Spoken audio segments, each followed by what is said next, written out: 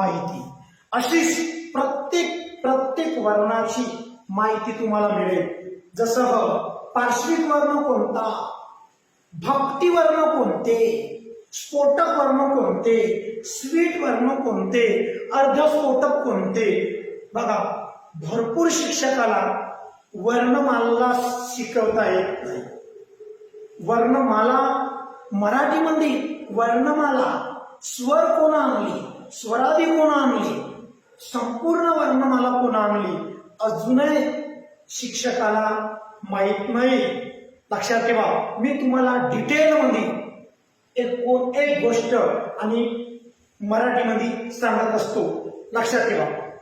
नंतर जर तुम्हाला विचारलं आणि आ, बघा आणि आ यांना वर्णमालेत कोणी स्थान दिले, वर्णमालेत कोणी स्थान